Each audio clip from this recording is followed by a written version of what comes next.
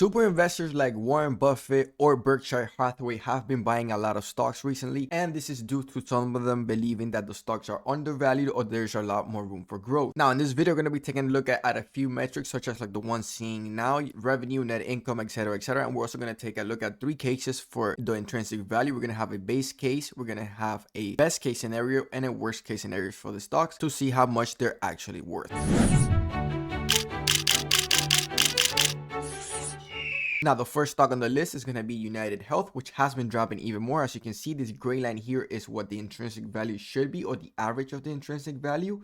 And then when the line up here is red, is overvalued. When it's below the gray line and it turns green, that means that it's currently undervalued.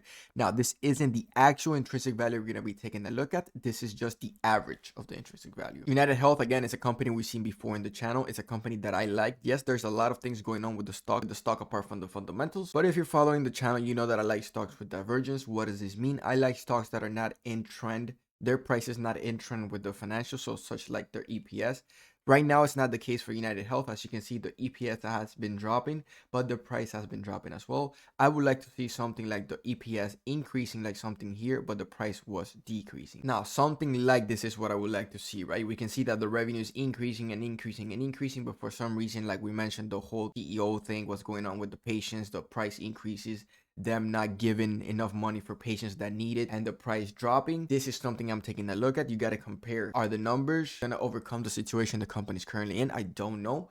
But this is one of the stocks that super investors are currently buying. And again, something that's not very good. If we take a look at the net income, we can go ahead and see that it has been dropping as well. So let me know in the comments below why you think super investors are buying this stock, even though it is probably the biggest or one of the biggest healthcare companies in the United States, if not in the world. Now, as we saw in the beginning, if we take a look at the overall financials, the revenue is up 12%. Everything else is pretty much down. Operating income is down 41%, which is kind of crazy. Here you can see they do have a buyback yield of 1%. That means the company itself or the management keeps buying back their own shares because they believe the stock is undervalued. Now, and as you can see, what is Wall Street's feeling about the stock? Out of a buy rating of 1 through 5, they currently has a 4.10 rating. This consists of a total of 29 analysts with 15 strong buys, 6 holds, no sells, and 2 strong sells. And then if we take a look at the intrinsic value for UnitedHealth, we can see the base case scenario, the stock could be worth $429. On a worst case scenario, it is still undervalued by about 19%, meaning the stock could be worth $353.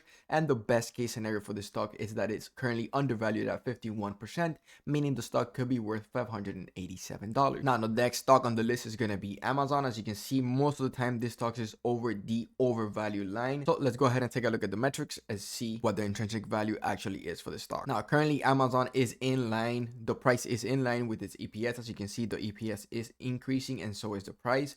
Here would have been a great place to buy. Obviously, this is in April when the whole market dropped, but as you can see, the reason for EPS increasing and at the time the price was dropping, this is something I'd like to see before investing in a company. Here we can see that their free cash flow compared to the stock price is not that great. However, they have made a lot of acquisitions and they do spend a lot in capex due to their AWS. Still, this is no excuse. Their free cash flow should be increasing for such a huge company, but they are making investments for the future. Therefore, their free cash flow will probably increase as well. As you can see, beautiful, healthy growth here for the revenue. The price is in line as well. Same thing for the gross profit. And if we take a look at the operating income, it's going to be around the same thing. Now, this stock is a little bit healthier. If we take a look at the overall financials, we can see revenue is up 11%. Over operating income is up over 86%, and net income is up 95%. And if we take a look at a few other metrics like the gross margin and the return on capital employed, we can see that gross margin is at 15%. Everything else is pretty much in the green as well, 24, 11, 13%. Now, they currently do not have a buyback yield. However, this does not mean that super investors aren't buying the stock. This is just the company itself or the management team not buying back their own shares. Okay, and if we take a look at the Wall Street rating for Amazon, we can see that out of a 5 rating has a 4.65. This consists of 67 total analysts in the last 90 days with 48 strong buys, 15 buys, 4 holds with 0 sells and 0 strong sells. And then if we hop over to the intrinsic value of Amazon, we can see on a base case scenario, it is overvalued by about 30%. which gives a stock price of $171.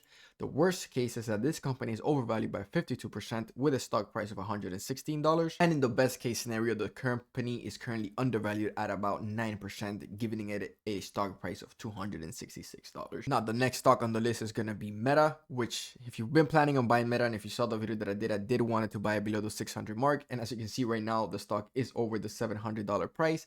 And if we take a look at the average of the intrinsic value, it has been for the past few years, I would say since 2023, it has been overvalued most of the time. If we take a look at the financials, we can see that the price compared to the EPS, it is pretty much in line. When price was going up over here, price was going up. When it's going down now, price is going down. Again, this was around April when every single company was falling. Same thing for Meta. They are spending a lot in their investments as well for the future growth of the company. Just like the Amazon, if we can see the revenue, we can see that they have been steadily increasing. And right now, currently the price has been dropping a little bit, not in line with the revenue, which is good to see. But as you can see, the share price is going back up. Here is the gross profit. It will be the same thing in terms of the price compared to the gross profit. Not as good as Amazon's financials, but as you can see, the revenue is up 22%. Operating income is up 19%. They are struggling a little bit in net income and EPS, but this will definitely be fixed in the future, at least in the last earnings meetings. That's what they mentioned. And I mean, gross margin 82%. This is a complete moat. This company has very little competition. Net margin at 33%, which is great to see as well. They do have a buyback yield of 0.53%. It's nothing crazy, but at least we know that they're buying back their own shares. And this is the analyst